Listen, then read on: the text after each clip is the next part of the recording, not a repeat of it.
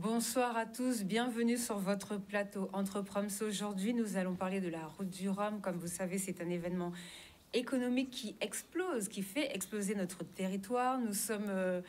le monde entier en parle de cette fameuse route du Rhum. Donc nous sommes avec la région, monsieur Jean-Claude Nelson, que vous connaissez, qui est déjà venu plusieurs fois dans notre émission économique, que ce soit ici en plateau ou à l'extérieur. Et il va nous parler de l'histoire de la route du Rhum. Et avec lui, nous recevons deux jeunes créateurs qui vont nous présenter ce qu'ils font en Guadeloupe. Ils font le lancement de cette édition 2022 ici en Guadeloupe. Vous allez les découvrir dans quelques instants. Monsieur Nelson, bonjour. Bonjour et bonjour aux téléspectateurs de Canal 10. Est-ce que vous allez bien? Ça va. Comment ça se passe cette édition 2022, la préparation? Bien, nous sommes en train de finaliser les choses. On a eu l'occasion, bien sûr, de préparer cette édition en amont, de faire en sorte que les choses puissent se passer très bien. Et aujourd'hui, donc, nous sommes à quelques jours de l'ouverture du village à Saint-Malo. Et aussi à quelques semaines, trois semaines à peu près, du départ de la route du Rhum, plus précisément le dimanche 6 novembre. D'accord, merci pour ces informations. Avec nous, comme je disais tout à l'heure, Madame Géna Rousseau, bonsoir. Bonsoir. Comment allez-vous? Je vais très bien, merci. Alors, est-ce que vous pouvez nous parler de votre entreprise Géna Création? Donc Géna Création, ben, ce sont des... Enfin, d'abord, faut reprendre au début. Donc, c'est parti de mon association Family Développement, qui est un regroupement de créateurs, où il y avait plusieurs couturières. Et puis, elles m'ont appris à coudre et du coup, j'ai créé Géna Création. Oh bah super, super. Vous allez nous expliquer tout ça tout à l'heure. Vous êtes venu avec monsieur Hugo Zanou. Bonsoir. Oui, bonsoir. Alors pareil, merci. vous, c'est Dao Moon Concept Store. Mhm. Est-ce que vous pouvez nous parler rapidement, nous présenter votre boutique? Rapidement, avec plaisir. C'est alors Dao Moon en référence au royaume du Dahomey, avec la particule Moon pour nous rapprocher. Donc c'est un palier qui veut, on va dire, multiplier les rencontres entre la diaspora caribéenne et le royaume du Dahomey d'abord, mais pas que, et qui le met en avant via la mode surtout, et aussi l'art de vivre afro et caribéen aussi en valeur à la boutique. 22 rue Barbès à Pointe-à-Pitre. Voilà. Bon, bah, super, pareil, on revient vers vous. Tout à l'heure, on va commencer avec vous, monsieur Nelson. Est-ce que vous pouvez nous expliquer ce que c'est que la route du Rhum? Depuis quand on y participe? Pourquoi on le garde chez nous? Parce que vous savez, à chaque édition, il y a la fameuse guerre un petit peu avec les Romiers en Martinique. Donc, comment ça se passe pour la route du Rhum? Qu'est-ce que c'est exactement? Alors, il faut savoir qu'à l'époque, Michel Etévenot, qui travaillait dans le journal L'Équipe, était friand de courses de bateaux à voile et se posait la question de pouvoir utiliser les plus grands bateaux avec de grandes jauges. Et finalement, ils ont créé cette course, ils ont imaginé une course transatlantique qui pourrait permettre de pouvoir accueillir tous les types de bateaux qui pourraient faire la traversée. Et je dirais que c'est à peu près une course open où on va trouver les vrais professionnels de la course au large et bien sûr certains amateurs aguerris qui pourraient faire la traversée. Donc ils ont proposé ça à un certain nombre de départements de pays, notamment la Martinique.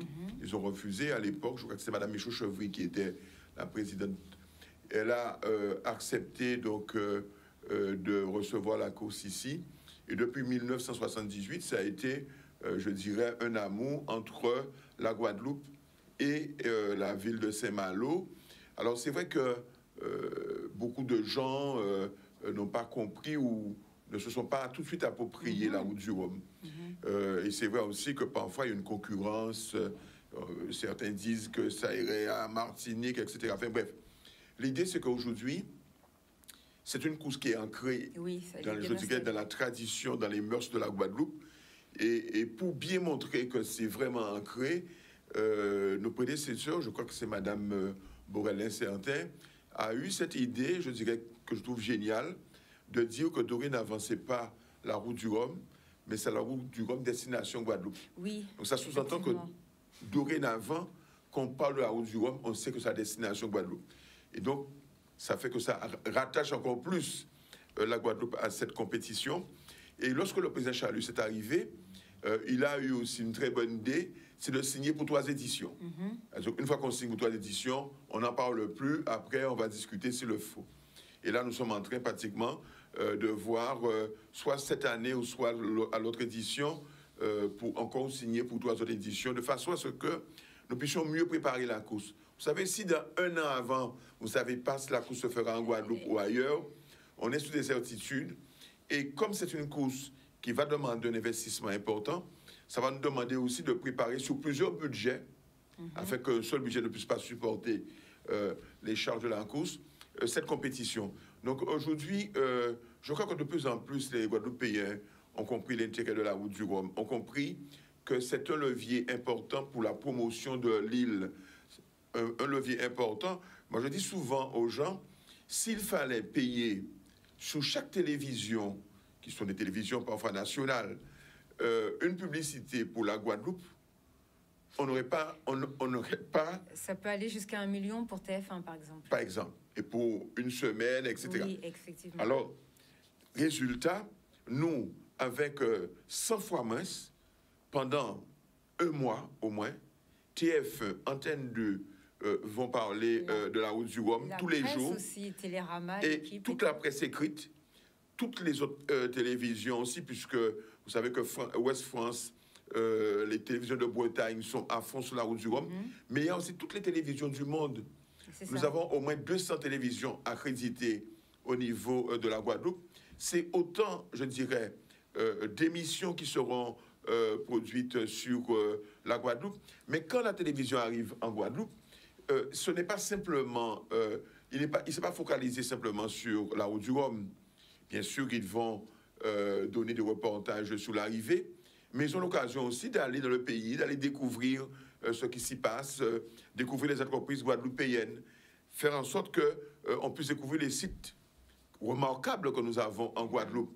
Et cela donne une image, je dirais, très favorable pour la Guadeloupe. Et puis, vous avez parlé de Rhum martiniquais. Alors, c'est vrai qu'avant notre arrivée, les romiers guadeloupéens traînaient les pieds pour pouvoir aller là. Et les Martiniques ont tout de suite capté la chose. Ils n'investissent pas 1 centime, mais profitent à cette époque-là pour faire la publicité de leur rhum, pour faire en sorte dans que... tous les bars et tout. Et je dis souvent aux gens, un métropolitain ne connaît pas le rhum. Donc, qu'il goûte le rhum de Guadeloupe ou de Martinique, il ne voit pas la différence, à moins qu'il soit un vrai connaisseur. Il achète du rhum et il achète le rhum qu'on lui a présenté. Et donc, en 2018, nous avons fait un forcing, vraiment un forcing. Nous avons demandé à ce que OC Sport puisse respecter cette charte, que la route du Rhum, c'est les Guadeloupéens qui paient la route du Rhum. Donc, les Rhums qui seront dans le village, aux alentours du village, dans l'intramuros, ce sera du rhum guadeloupéen. Bien sûr, on ne peut pas empêcher un commerçant de vendre du rhum martiniquais s'il en a. C'est la libre entreprise, c'est la libre concurrence. Mais il n'y a pas de publicité de rhum martiniquais dorénavant. Ce sont des rhums guadeloupéens. Et je le dis pourquoi? Parce que il y a des gens de mauvais esprit qui disent oui, mais le rhum, mais ce sont des industriels qui sont riches qui le font. Mais il ne faut jamais oublier une chose, c'est que... notre canne à sucre que... Voilà. Ce sont des petits planteurs de Guadeloupe et on en a 7000 qui ont des revenus sur le rhum. Ce sont aussi des ouvriers industriels qui travaillent dans les distilleries, qui gagnent leur vie. Et c'est toute une économie qui est autour, ceux qui vendent, ceux qui commercialisent. Et donc, et voilà. Et nous avons pour nous cette façon de faire qui est de dire que aujourd'hui, la route du rhum n'est pas simplement une course. Ce n'est pas une activité sportive. C'est un levier économique. Publicitaire aussi. Publicitaire, pour le tourisme, bien sûr, pour vendre le pays, faire venir des touristes. Mais aussi économique, pourquoi? Parce que lorsque nous allons à Saint-Malo, nous présentons pas moins d'une 50aine d'entreprises d'excellence qui vont exposer à Saint-Malo dans un pavillon que nous avons. C'est aussi des produits d'excellence. Depuis le mois de juillet, nous avons une boutique éphémère qui est dans le intramuros de Saint-Malo et qui vend et du rhum guadeloupéen, mais des produits d'excellence de Guadeloupe. Donc on voit bien qu'il y a un focal sur l'ensemble des entreprises guadeloupéennes. Et puis aussi, bien sûr, c'est l'occasion pour nous de prendre langue avec des personnes qui font des choses à Saint-Malo, mais dans la région de Bretagne, notamment autour de grands enjeux de l'environnement, du développement, de l'énergie, etc. Et donc, c'est pour nous le lieu aussi de rencontre avec des producteurs, avec des promoteurs qui veulent investir en Guadeloupe, qui arrivent en Guadeloupe, et que lorsque la route du Rhum est là, eh bien, nous avons des milliers de personnes qui viennent et qui découvrent notre pays ou qui prennent langue avec les entrepreneurs de Guadeloupe pour investir dans notre pays. Alors c'est très bien, tout à l'heure vous parliez du rhum, alors effectivement, donc cette année vous avez commencé l'organisation beaucoup plus tôt que les autres éditions. Ça Oui, parce que nous avons commencé l'organisation, ça fait au moins 2-3 ans, ouais, avec OC Sport, parce qu'il fallait aplanir les choses, oui. Travailler, je dirais, sur la convention que nous avons avec OC Sport, travailler sur le partenariat avec les sponsors qu'eux, ils ont en métropole, que nous n'avons pas ici, trouvé un juste milieu. Et puis, c'est une course qui va demander quand même un engagement particulier de la région et qui va demander aussi pour que nous puissions travailler avec un certain nombre de partenaires. Ici, nous avons les chambres consulaires, donc la CCI, la Chambre des métiers, nous avons bien sûr les pêcheurs, nous avons un certain nombre d'organismes qui viennent nous prêter main forte. Par exemple, la sécurité en mer, c'est fait avec l'organisation des pêcheurs, des marins-pêcheurs, qui connaissent la mer, qui connaissent un peu, je dirais, le pourtour, pour pouvoir mettre en place le village en métropole. Nous avons fait appel à la Chambre de commerce et industrie de la Guadeloupe pour pouvoir mettre en place la boutique. Nous travaillons avec la Chambre de commerce. Pour pouvoir vendre maintenant la Guadeloupe, nous avons fait appel au CTIG, qui ils vont mettre, pour la première fois, il y aura un stand de 150 mètres carrés à Saint-Malo. Nous allons véritablement vendre la destination Guadeloupe. Mais il faudrait savoir qu'en amont, nous avons aussi été à Saint-Malo au mois de juillet, parce qu'ils ont un office du tourisme sur le quai de Saint-Malo. Et l'idée pour nous, ce n'est pas de vendre la Guadeloupe au moment où nous sommes là. C'est de vendre tout le temps, toute l'année. Voilà, toute l'année. Et nous sommes en train de signer une convention avec la ville de Saint-Malo pour que chaque année, au mois de juillet, le CTIG aille à Saint-Malo pour vendre la destination, pour mettre un focus sur la Guadeloupe. Donc, on voit bien que pour nous, c'est une véritable activité économique. Et par ailleurs, en Guadeloupe maintenant, on a un village. Ce village-là, il y aura au moins une centaine d'entreprises qui vont exposer dans ce village-là. Mais nous avons aussi beaucoup d'entreprises qui vont intervenir. Le gardiennage, la sonorisation, l'éclairage. Nous avons aussi des écrans que nous allons mettre pour pouvoir démultiplier les offres, pour permettre que dans certains points, les gens puissent voir ce qui se passe sur le village. Nous avons les artistes. Pendant 2 ans, avec la Covid, les Guadeloupéens ont été confinés, la culture a été confinée, la culture était là derrière déconfinée. Et les artistes guadeloupéens n'ont pas travaillé pendant ce temps, ou très peu.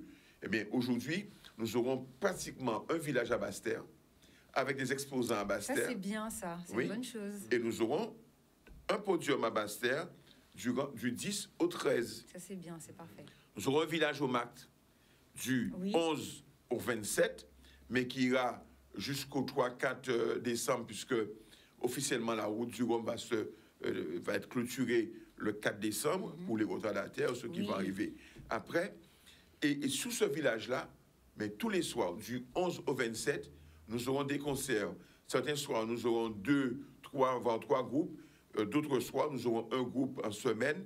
Mais nous aurons aussi, par exemple, nous avons pensé à mettre en place un défilé de mode, à faire en sorte que les autres personnes, les autres arts, mais puissent être visibles. Nous avons pris langue avec la ville de Saint-Malo pour faire une exposition de photographie, de peinture à Saint-Malo. Nous sommes en train de voir avec la ville de Saint-Malo pour que le festival de BD qui est Caribule, qui se passe en Guadeloupe, eh bien, puisse avoir un lionnage avec Quai des Bulles, qui est un grand festival qui se passe à Saint-Malo. Et l'idée, c'est de pouvoir faire en sorte que des jeunes Guadeloupéens demain puissent participer au festival Quai des Bulles dans le cadre de Caribule et vice-versa. Et ça nous permettrait vraiment de tisser des liens au niveau de la culture. Nous aurons pas moins de 3 groupes de carnaval qui partent à Saint-Malo.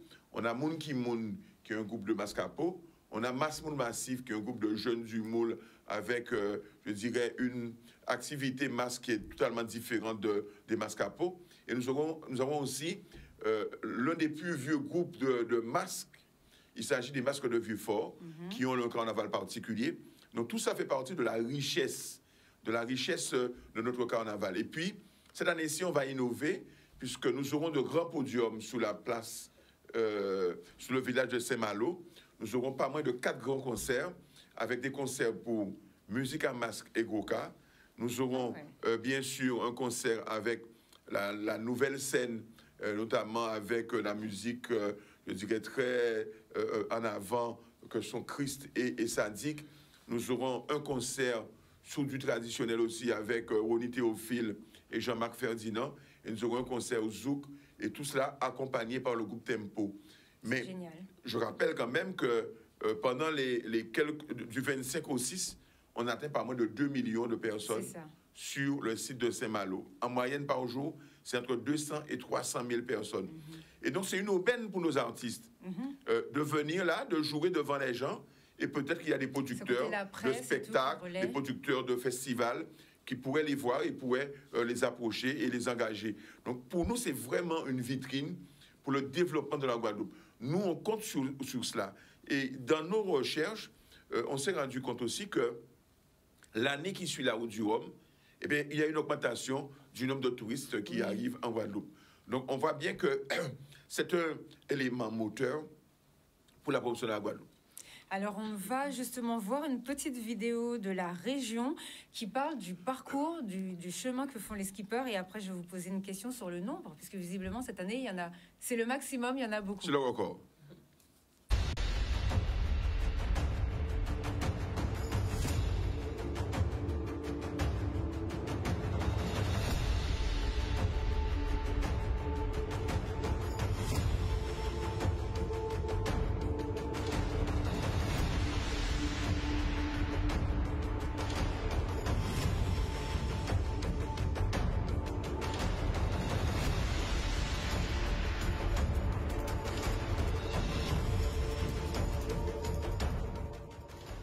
Donc ça, c'était une vidéo de la région Guadeloupe.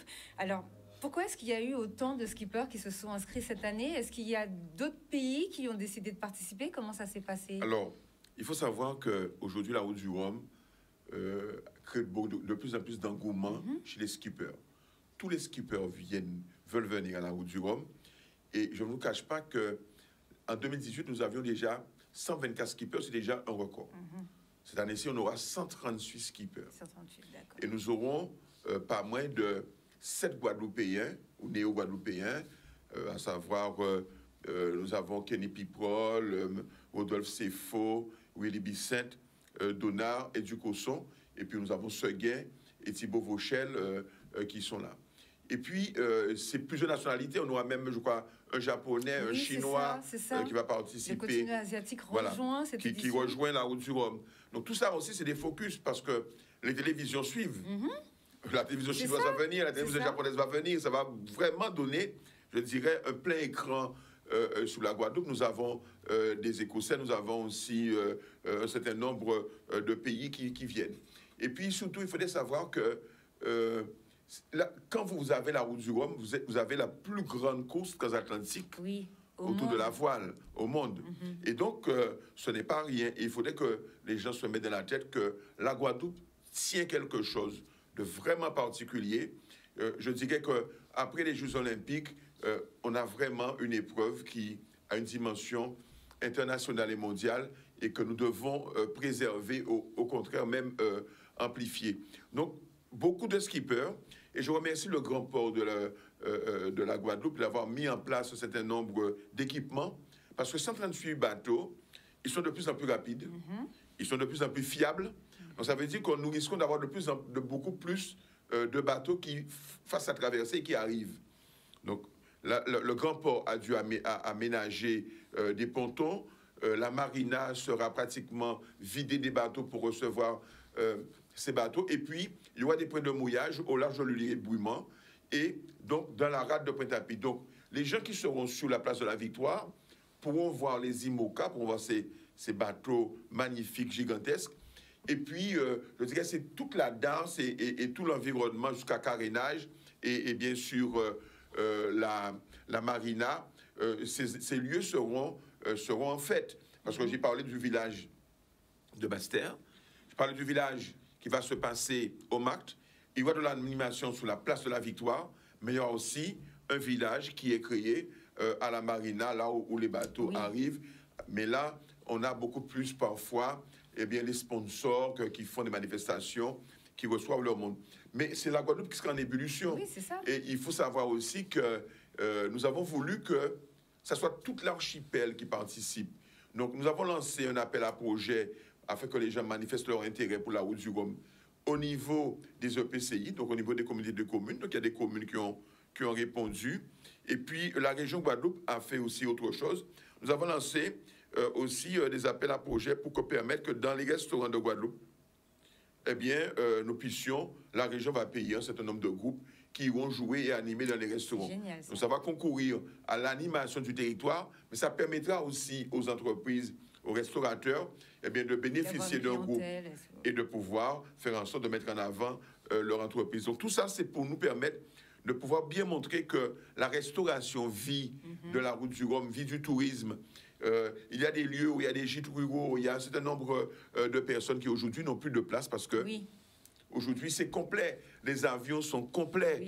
Donc ça veut dire bien que quelque part, la route du Rhum a un effet levier important pour notre économie et la région se félicite puisque je rappelle que la région est compétente au niveau du tourisme, elle est compétente au niveau de la culture, au niveau du sport, mais surtout compétente au niveau de l'économie. Exactement, c'est tout à fait ça. C'est exactement le cœur même de la mission de la région Guadeloupe, de toutes les régions françaises, puisque c'est comme ça que nos territoires sont découpés.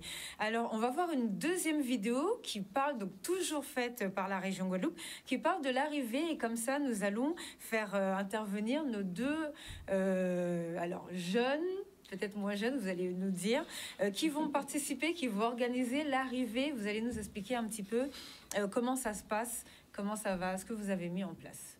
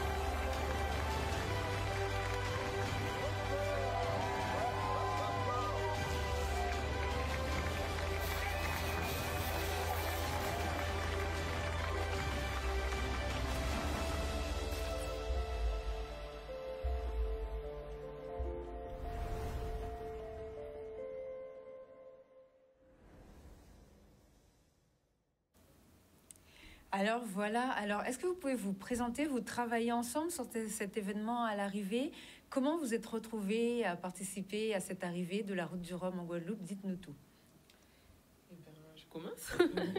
Donc du coup, notre rencontre s'est fait comme suit. J'ai eu l'honneur de faire un défilé avec le Pôle emploi pour les jeunes créateurs. Et du coup, j'ai convié avec moi Hugo qui lui propose un panel de vêtements pour hommes et également de la décoration au sein de sa boutique.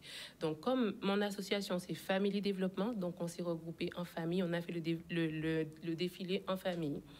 Et par la suite, la mairie m'a sollicité pour pouvoir faire l'ouverture de la route du Rhum. Du coup, je l'ai emmené avec moi. La mairie de Pointe-à-Pitre? Exactement, la mairie de Pointe-à-Pitre. Donc, moi, je voulais remercier précieusement Jenna, parce que j'ai eu la chance d'être invité et puis ça a été un honneur il y a pas si longtemps, il y a quelques semaines maintenant, de participer à un premier défilé ensemble, pour moi qui était très symbolique dans le sens où c'est là, créateurs, oui, guadeloupéens et béninois main dans la main pour collaborer et puis présenter des choses qui font écho. C'est vrai que nous on a une spécificité pour les hommes, et donc il y a des choses pour femmes, pour enfants aussi, mais c'est vrai que pour les hommes, c'est peut-être un petit peu plus rare ou plus dur, donc on le défend fermement. Et puis ces conseils sont les très bienvenus. Et donc c'était naturellement et puis avec un grand plaisir que on a eu la chance d'être reconduit par Jenna pour ce qu'on lui avait proposé, c'est-à-dire une belle opportunité incroyable d'être à l'accueil pour la première cérémonie le 10 novembre prochain de l'accueil de la route du Rhum et du lancement de la bonne énergie de ce séjour-là. En tout cas, merci beaucoup. Allez-y. Exactement, ça se passera le 10 novembre à 19h. Et sachez que nous ne sommes pas seuls. Il y aura 3 designers. Donc, il y a moi, Jenna Création, il y a Hugo de Daomoun et il y a également Canel Création.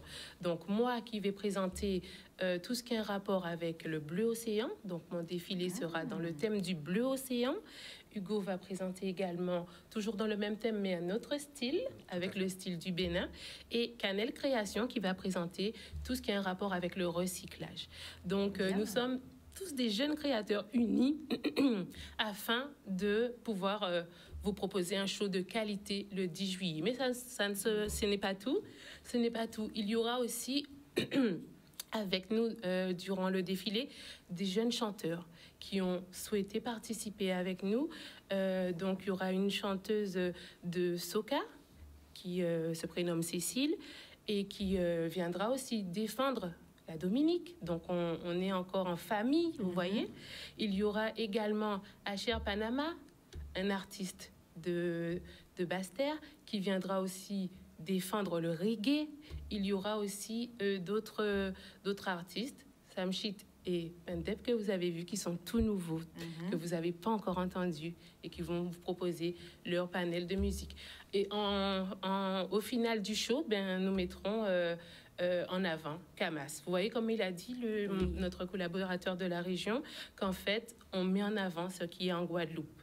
Nos cas, nos tambours, divers panels de contrées, la Dominique, ensemble, afin de créer quelque chose de magnifique pour la route d'Europe. Donc, c'est ce qu'on mettra en avant le 10 novembre à 19h. Donc, venez soutenir votre jeunesse, s'il vous plaît. D'accord, c'est super. En plus, vous nous avez envoyé quelques photos de votre magasin, je crois. Donc, on va les voir. Vous allez nous expliquer un petit peu où c'est et ce que c'est. Avec plaisir. Alors voilà, ça c'est la devanture du... Moi, je l'appelle un palier culturel d'abord, à 22 rue Barbès à Pointe-à-Pitre. Et donc, c'est un palier où on met en avant l'art de vivre afro et caribéen. C'est un palier qui se veut par fraternité et mariage, parce que ma conjointe est guadeloupéenne et je suis béninois. Et bien, l'art de vivre afro et caribéen via la vaisselle, l'art de la table, la décoration, beaucoup de choses qui ont évidemment du sens, parce qu'il s'agit de culture et d'artisanat. Et puis, on va dire que ça héberge aujourd'hui 29 artistes et artisans confondus, du Kenya en passant par le Mali, le Sénégal, le Congo. Il y a 11 pays finalement présents, et la Guadeloupe est comptée parmi ceux-là. Et donc, j'invite tous les frères et sœurs caribéens, créateurs, artisans, artistes, à venir s'exprimer là, à utiliser ce palier-là eh bien pour faire s'ils en ont besoin de faire.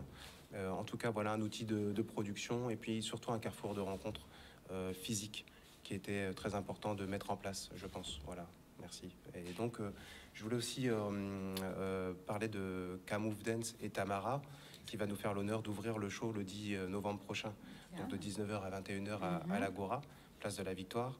Et donc, j'en parle aussi parce qu'elle évoque la danse caribéenne et d'inspiration aussi du théâtre. Et donc là-dessus, on a des scènes de vie qui racontent. Et je suis très fier parce que l'artisanat qu'on propose, la créativité qu'on a, va de pair avec, on va dire, le métier maritime, qui regroupe énormément d'artisanat aussi, et beaucoup de créatifs, de création. Donc je suis très content de faire ce lien avec ce monde-là. Et puis les petites mains créatrices pleines de talent, parce que la Guadeloupe, c'est une pépinière incroyable. J'en ai le recul et j'y suis depuis 4 ans, donc ça saute aux yeux, c'est évident. Et donc j'ai confiance et on misera de tout notre cœur sur cet événement pour montrer la famille, la qualité et puis vraiment la puissance qu'on est capable de dégager. C'est sur cela qu'on se concentre. Voilà, ensemble. Merci. C'est qui DMC? Alors, c'est un de nos partenaires qui propose des accessoires de mode, comme on est dans le secteur de la mode. Donc, c'est un de nos partenaires qui propose des sacs, différents accessoires de mode. Donc, voilà. D'accord. Et comment ça se passe, chez Mode Bleu Océan, comment ça se passe au niveau de l'organisation? Alors, au niveau de l'organisation, nous nous sommes regroupés puisqu'il y a différentes personnes dans Family Développement. Alors, il y a un directeur artistique, la mairie nous soutient également. Nous avons fait appel aussi à des amis également qui ont pu nous prêter des tapis, des choses pour qu'on puisse pouvoir faire quelque chose de magnifique et le soutien de divers collaborateurs.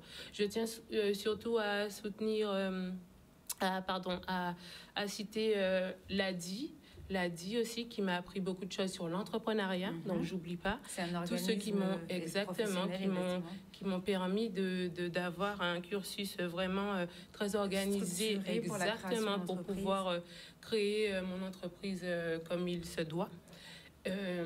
Également, je regarde si j'ai oublié personne, parce qu'il faut oublier personne.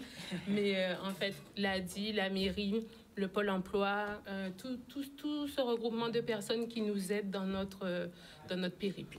Ça fait plaisir, puisque alors c'est rare d'avoir autant donc n'hésitez pas, vous pouvez répéter, parce que c'est rare. D'habitude, c'est plutôt oui, c'était compliqué, j'ai pas bien été accompagnée. Donc ça fait plaisir. Le Pôle emploi, je sais qu'ils accompagnent bien. Par contre, on les reçoit souvent. Donc big up le Pôle emploi, c'était une super bonne idée en plus, ce que vous avez mis en place. Donc n'hésitez pas à les remercier encore. Donc ça, c'est oui. Pas... Franchement, oui. Un grand merci. Moi, je vais d'abord citer l'ADI parce que c'est de là que tout part. Oui, c'est une structure, et qu'en fait, moi, j'ai eu vraiment un suivi de A à Z. Ils m'ont pas lâché comme ça. J'ai eu un suivi génial, vraiment. Par la suite, j'ai pu avoir mon financement, faire un premier événement. Et après, j'ai eu un suivi complet. Donc, je remercie l'ADI vraiment. Et également, par la suite, le Pôle emploi qui m'a sollicité pour pouvoir faire mon défilé. Donc, c'est pour vous dire que il faut vraiment se lancer. C'est vrai qu'il y a des parcours qui sont peut-être chaotiques, mitigé, où il n'y a pas de suivi, mais il faut vraiment frapper aux bonnes portes et s'entourer de bonnes personnes. Là, justement, aujourd'hui, on a l'honneur d'avoir la région, le président de la commission. Donc, là encore, on est encore super bien entouré. Donc, merci à Canal 10 pour ça. Merci. C'est pas moi, c'est vous qui faites le travail. Donc, nous aurons sûrement l'honneur de collaborer. Je prévois déjà. Donc, du coup, voilà. Merci à toutes ces personnes qui nous soutiennent et qui nous permettent de réaliser nos projets, nos rêves. Donc voilà, c'est pourquoi nous sommes là et nous allons faire l'ouverture. L'ouverture va être vraiment fantastique, grandiose, magnifique avec des jeunes. Venez nous soutenir. Moi, je demande ça à chaque fois. Soutenez la jeunesse. Alors, l'ADI, c'est l'association ADI Finance. Elle conseille, elle accompagne les entrepreneurs dans la création et le développement de l'activité. Donc, c'est un peu comme la mission locale, mais pour les adultes, on va dire, parce que la mission locale, c'est pour les moins de 25 ans, je crois, l'accompagnement.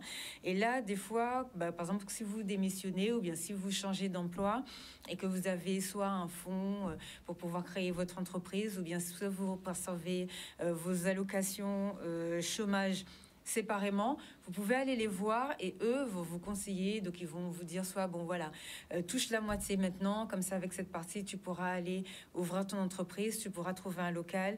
Et franchement ils accompagnent pas mal. Donc il y a une agence à Pointe-à-Pitre, une à Morne-à-l'Eau, une à Basse-Terre, je crois. Vous avez été accompagné par qui? Alors celle de Pointe-à-Pitre. Celle de Pointe-à-Pitre. Voilà, j'aurais pu citer des noms là, mais avec des... Allez-y, donc, faites-vous plaisir. Franchement, moi je trouve que Monsieur Johan Kabidoche, franchement, c'est vraiment quelqu'un à solliciter, à vraiment dire merci pour tout.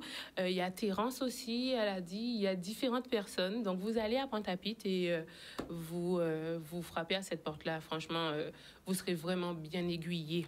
Moi, je peux l'attester. Voilà. Voilà. Moi, je peux tirer un coup de chapeau à la CCI en ce qui nous concerne, nous, Daomoun.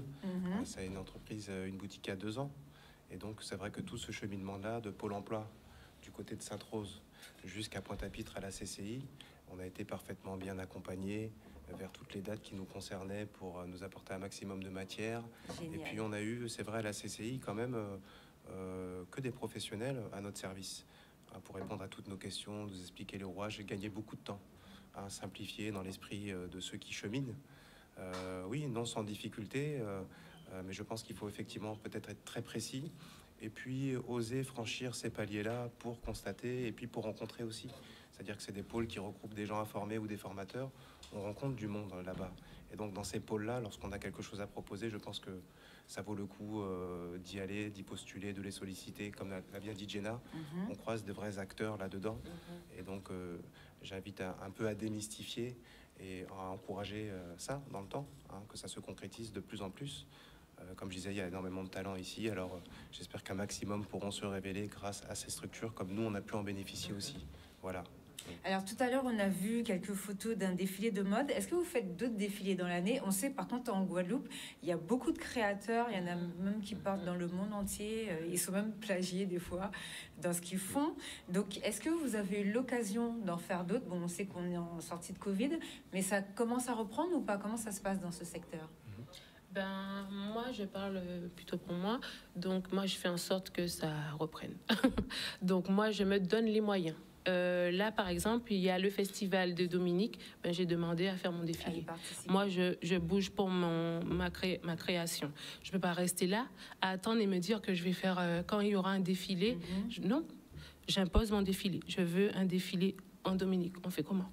Voilà, c'est comme ça que je fonctionne. Et je trouve à mon service où plusieurs personnes viennent me dire bon ben on peut faire comme ça, on peut faire comme ça. Donc il y aura un défilé en Dominique. Après quand je reviens, il y a le défilé pour la route du Rhum et je m'arrêterai pas là, il y en aura d'autres.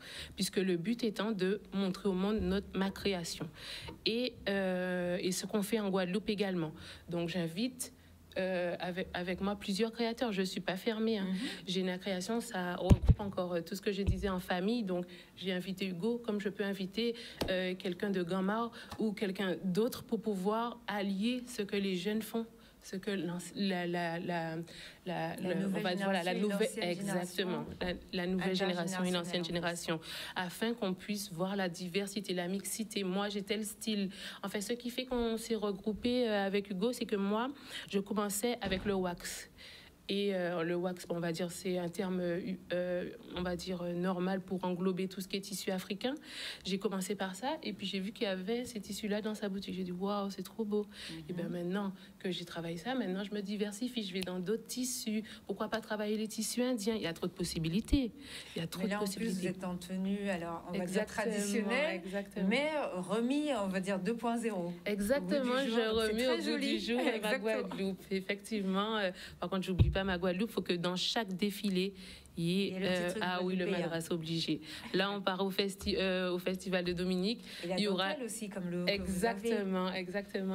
Je pars pour la Dominique. Il faut qu'il y ait mon madras de Guadeloupe avec leur création à eux, leur madras à eux.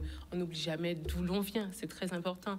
Donc du coup, il y aura un défilé en Dominique. Et pour vous, ça se passe comment? Oui, alors pour nous, les défilés en spectacle, comme ça, en show, c'est pour nous les premiers pas. Ça fait 2 ans que la boutique est née, la marque est née. Maintenant, on a l'expérience, nous, d'habiller, c'est vrai, soit des artistes ou soit des modèles. Donc, on offre des tableaux où on les approvisionne, on leur confectionne des appareillages pour se présenter. Donc, on a l'habitude de confectionner des tableaux pour des modèles semi-pro ou amateurs ou professionnels, c'est arrivé aussi. Et donc là, on sait les premiers pas d'un défilé comme ça sur une durée. Ça a permis de tester d'ailleurs en famille la chose grâce à Pôle emploi WTC Jarry il n'y a pas longtemps. Et c'était très encourageant, c'était amusant, c'était très intéressant. Et donc voilà ce qu'on va faire. Hein. Plusieurs tableaux sur 10 modèles qu'on enverra et il y aura aussi des surprises. On ne vous en dit pas plus. Oui. Voilà. D'accord. Monsieur Nelson, justement, c'est votre secteur aussi, ça, non? La mode, nos créateurs. Alors, il y a 2 choses dont ils ont parlé. C'est l'entreprise. Comment aider les entreprises et notamment les jeunes. Et la région Guadeloupe a au moins déjà 3 fonds, dont 2 qui sont des fonds courants, l'ARDA et l'ARIS. L'ARDA, c'est pour une activité qui démarre notamment, ou alors qu'on veut un petit peu booster, qui peut aller jusqu'à une subvention de 10 000 euros pour les entrepreneurs, et on trouve très souvent de jeunes entrepreneurs dans ce secteur-là. Et là, c'est intéressant, c'est que parfois, on peut même financer un fonds de roulement, parce que parfois, les jeunes ont besoin de fonds de roulement pour pouvoir mettre un peu d'huile dans les rouages. Et puis, nous avons l'ARIS qui est un fonds un peu plus important. On peut aller jusqu'à 40% d'un montant d'investissement maximum de 80 000 euros, donc 32 000 euros de subvention. Et là, c'est l'aménagement, c'est l'équipement, etc. Et puis, il y a parfois des fonds que nous appelons des fonds minimis, qui sont parfois un peu plus importants, mais qui sont beaucoup plus rares.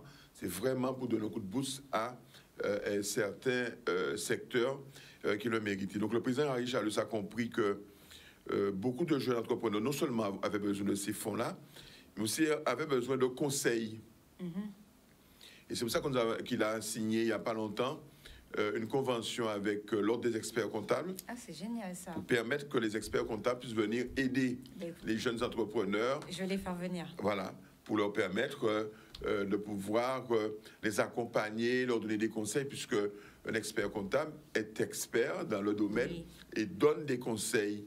Et puis, le président Charles aussi a mis en place une 5 forces qui se trouve à la région. On a fait venir une douzaine de jeunes Guadeloupéens talentueux qui ont fait des études en métropole. Oui, et qui sont rentrés. Ils sont rentrés en Guadeloupe, qui ont été embauchés et qui sont là aussi pour aider les jeunes et les entreprises qui ont des difficultés pour leur permettre de les aider à faire en sorte qu'ils puissent leur donner des conseils. Donc, tout cela parce qu'on a compris que l'entreprise, il y a des fois, il y a des gens qui ont des idées. Les idées sont géniales, mais passer de l'idée au projet, c'est parfois très difficile, mais passer du projet à la création d'entreprise et à faire vivre l'entreprise, c'est encore une difficulté. Et donc, nous sommes très attachés à faire en sorte que les entreprises de Guadeloupe, puisque les collectivités aujourd'hui ont déjà suremployés. On sait très bien qu'il y a trop de gens qui travaillent dans les collectivités. Et donc, les niches d'emploi ne se trouvent plus dans les collectivités. Si on veut diminuer le chômage, si on veut que nos jeunes reviennent au pays, il faut, je dirais, compter sur l'entreprise. C'est l'entreprise qui va pouvoir créer. Alors, quand un jeune crée son emploi, c'est déjà un jeune en moins au chômage. Mais quand ce jeune-là peut en plus créer et embaucher, c'est encore mieux. Et c'est pour cela que lorsque nous avons des demandes de subvention, nous voyons des entrepreneurs nous dire « je pense embaucher une personne, 2 personnes, 3 personnes », ça nous fait chaud au cœur parce qu'on sait très bien que là, en plus de la création d'activité, la création du volume, mais nous avons une marche vers une pérennisation de l'entreprise. Une entreprise qui embauche, c'est censé être une entreprise qui se porte bien ou mieux par rapport à ce qui se faisait.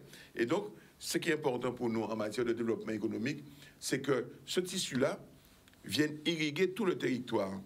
Le territoire de la Basse-Terre qui connaît parfois des difficultés et qu'après Fiona connaît encore plus de difficultés. Nous savons qu'après la Covid, après des intempéries de ce type, les entreprises sont les premières touchées. Et donc, parfois, elles ont du mal à se remettre, à repartir. Et c'est là où intervient très souvent la région. La région Guadeloupe intervient, par exemple, dans la Covid, nous avons mis en place des fonds de soutien aux entreprises, nous avons mis des prêts relais, nous avons fait en sorte que les délais puissent être reportés parce que ce n'est pas évident pour les entreprises de sortir de là. Aujourd'hui, avec Fionia, il y a des entreprises qui ont été ravagées. Par exemple, les cafés Cholette et tout ça, c'est une catastrophe extraordinaire. Mais la région Guadeloupe est là, le président Charles a été sur place très rapidement. Il a réagi, il est venu, il a vu. Nous sommes en train d'investir par moins d'une vingtaine de millions pour réparer et les rivières et les ponts. Pourquoi? Parce que si la circulation ne se fait pas, si les gens ne peuvent pas se déplacer, l'économie ne peut pas redémarrer. Vu avec les voilà. Et donc c'est très important, il y a un effort, et moi je salue l'effort, je suis conseiller déjà, mais je salue l'effort de la région pour permettre à la Guadeloupe de repartir. Et ça, c'est une aide extraordinaire, et c'est une volonté du président Charles, parce qu'il était en métropole, il a arrêté sa mission, il est rentré en Guadeloupe pour permettre qu'il soit tout de suite au plus près des sinistrés, des entrepreneurs, mais aussi des personnes lambda, mais des entrepreneurs pour faire que l'activité redémarre. Et aujourd'hui, eh bien, nous avons des entreprises qui croient encore et qui sont prêtes à repartir, qui évitent de licencier parce que quelque part, il y a le coup de pouce de la région à leur côté. Bon, ben moi, je salue aussi, parce que je tiens à préciser qu'avant, je parle avant les nouvelles élections, c'était un peu compliqué. Enfin, il y avait peut-être plus de quoi, pas au niveau de la région, mais peut-être plus au département. Pour moi, en tout cas, j'avais plus de difficultés pour avoir certaines réponses. Et maintenant, j'arrive même plus à suivre. Tellement vous êtes partout et on dirait que vous travaillez tous ensemble d'un seul en harmonie. Donc, comme oui, dans mais les parce bateaux, qu'avant donc ça, les c'est élections parfait. de juin 2021, la majorité d'Arichalus a signé une convention pour permettre en sorte qu'il y ait un travail, des commissions Partagé, en mixtes pour partager concertation, ouais. et mettre ensemble, je dirais, nos compétences, nos expertises pour pouvoir, en harmonie, aller un peu plus en avant. Ben, Et on voit la aujourd'hui, la différence. majorité qui est à la région, au département, est une majorité qui était en partie à la région. Et donc aujourd'hui, eh bien, le travail se fait en symbiose et département et région travaillent ensemble. Les EPCI nous suivent aussi parce que les EPCI sont chargés aussi du développement économique. Oui. Donc c'est la situation dans laquelle se trouvent les EPCI due à des gestions, mais aussi due au fait que avec le problème, la problématique de l'eau, eh bien, il y a, je dirais, des créances énormes. Donc, ils n'ont pas parfois les moyens de pouvoir le faire. Mais aujourd'hui, eh bien, ces EPCI, ces communes trouvent les deux collectivités majeures à leur côté, l'État aussi faisant sa part des choses. Eh bien, c'est un bon, je dirais, signal pour du développement économique et nous nous réjouissons. Bon, bah, c'est pas mon rôle, mais je vous pose quand même la question puisque je vous ai sous la main. Bientôt, vous allez faire une seule assemblée. Vous savez que c'est à chaque fois qu'on vous voit, on vous pose les politiques, enfin, les journalistes politiques vous posent cette question à chaque fois. Moi, je dis souvent, alors, il y a une vieille, comment c'est encore, une vieille tradition qui dit « vieux canari qui a fait bon soupe ». Mais moi, je dis souvent aux gens, c'est pas le canari qui fait la soupe. C'est la cuisinière. C'est la cuisinière. C'est la cuisinière, c'est son savoir-faire, c'est sa capacité à faire des choses. Donc, c'est pas le contenant qui est important, c'est le contenu. Si vous faites une assemblée unique pour ne pas avoir un pouvoir qui est élargi, ne pas avoir la capacité d'intervenir, d'agir sur les choses, c'est pas la peine. C'est pas parce que vous allez faire... Je prends un exemple. Aujourd'hui, la Martinique et la Guyane sont en assemblée unique et ils n'ont pas de plus-value par rapport à la Guadeloupe aujourd'hui. Donc, il faut réfléchir. Il faudrait réfléchir véritablement à l'assemblée unique, ce que ça peut nous apporter, les points forts, les points faibles. Mais nous, ce que nous disons, c'est que nous voulons plus d'autonomie de décision, que les décisions se prennent au niveau local pour nous, c'est une partie des choses qui pourraient le faire, oui. Et influer rapidement sur les choses. C'est là la question. Et puis après, l'histoire de l'Assemblée unique, ce sera la population guadeloupéenne de décider. Mais nous, élus, on doit se réunir, je dirais, presque en conclave pour discuter, pour pouvoir réfléchir. Alors, il y a ceux qui prônent l'Assemblée unique, il y a d'autres qui prônent le statu quo. Je ne sais pas qui a raison, mais il faudrait que nous puissions travailler ensemble, je dirais aller au fin fond des choses, discuter avec la Martinique pour voir un petit peu quels sont les problèmes qu'ils rencontrent. Ce n'est pas la peine de réinventer l'eau chaude quand l'eau chaude est déjà inventée. Donc il faudrait aller voir la Martinique, voir la Guyane, voir un peu ce qui s'y passe, quels sont les freins, quels sont les accélérateurs, et faire en sorte que nous ayons le meilleur statut pour la Guadeloupe. Mais en tout état de cause, nous nous disons que les Guadeloupéens auront à se prononcer si toutefois nous devons changer et de statut ou de gouvernance.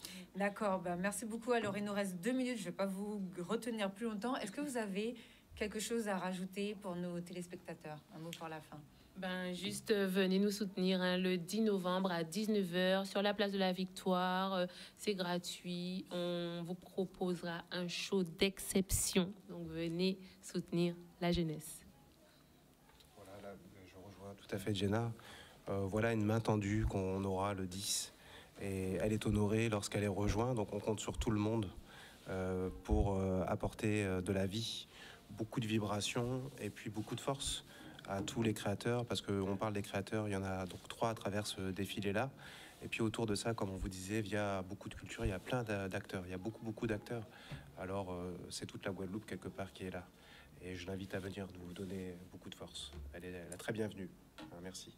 D'accord. Alors moi, je vais faire rapidement passer un message du communiqué de presse conjoint de la DOM. Vous connaissez la DOM, hein, qui aide pour les formations, si vous voulez partir sur le territoire hexagonal, ou bien si vous voulez faire quelque chose, partir dans un autre pays, ils aident aussi, puisqu'ils viennent en soutien justement de la région. Donc la DOM et la ville de Sainte-Rose conjuguent leurs efforts en faveur de l'insertion professionnelle des jeunes. Donc mardi 18 octobre 2022 à 11h à l'hôtel de ville de Sainte-Rose. Donc allez-y, ils vont signer une convention ensemble et comme ça ils pourront mettre des choses en place au niveau de la région. Et ça, je pense, alors je ne vais pas m'avancer ou peut-être je vais attendre le prochain communiqué. Je pense que ça va être quelque chose qui va être mis en place avec d'autres communes. Donc là, ça va être la signature d'une convention de partenariat pour l'année 2022-2023 et ça va être une coopération renouvelable pour pouvoir accompagner nos jeunes à la qualification, à la professionnalisation et à l'entrée dans l'emploi des publics de Sainte-Rose par le biais de formations en mobilité. Oui, juste une chose pour dire aux Guadeloupéens. On les attend nombreux pour l'arrivée de la route du Rhum. On doit s'approprier la route du Rhum. Soutenir les skippers guadeloupéens, mais soutenir l'ensemble des skippers, parce que tous les skippers sont méritants pour traverser l'Atlantique et arriver en Guadeloupe.